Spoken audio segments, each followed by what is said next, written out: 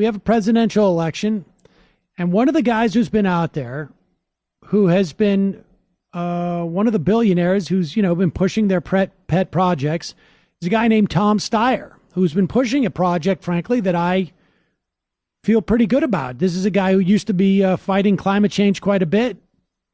He started on the pushing for impeachment.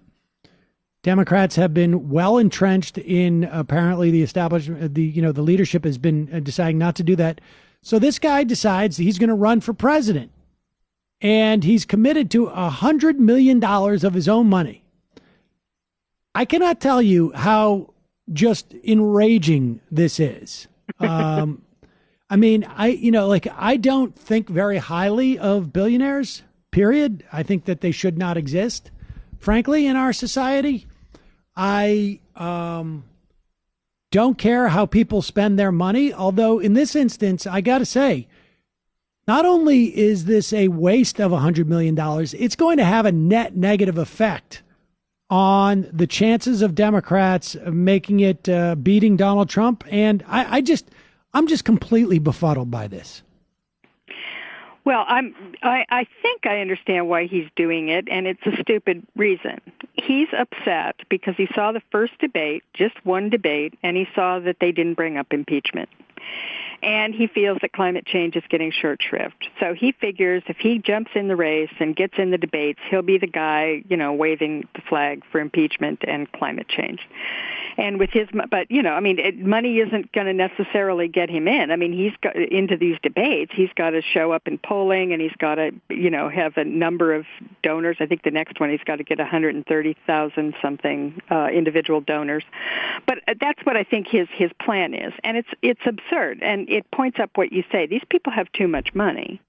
That's a ridiculous thing for him to do and to assume. And I'm just extrapolating from various things that I've read about what his purpose is here. But it strikes me as someone with so much money that he can say, well, I'll buy my way into the presidential debates, and then everybody will hear what I have to say about impeachment, based upon the idea that part of the problem in the last debates was that nobody brought it up. The moderators didn't bring it up.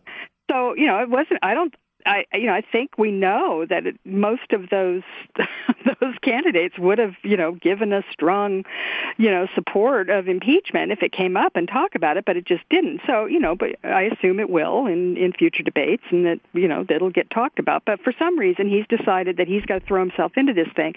And here's, we don't need another billionaire amateur to be in the White House. We really don't. I mean, if we've, it's funny, Ross Perot died this week, and there were a lot of, retrospectives on him, and he had, a serious effect on American politics. He was another one who came in, screaming about the deficit, and he was kind of the pre-Trump in a lot of ways. Although he sort of appealed to a narrower faction than Trump did.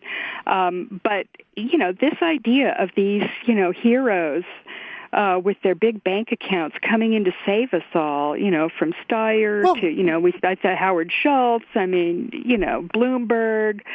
At least Bloomberg has a little political experience, but even so, this is just ridiculous. They don't get, no. I mean, this is. Well, what? But here's the thing: Tom Steyer can be a hero.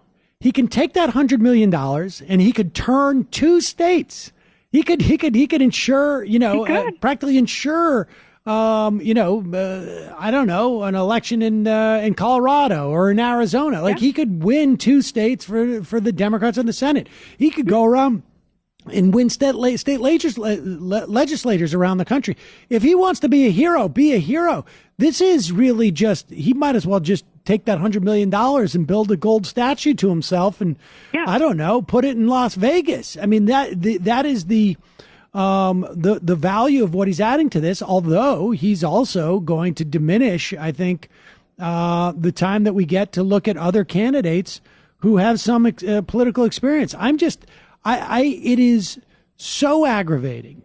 And, the idea, it's just one more example, too, of how that much money puts you in, this is sort of the bookend with the Epstein thing, right? It's like they live outside the law.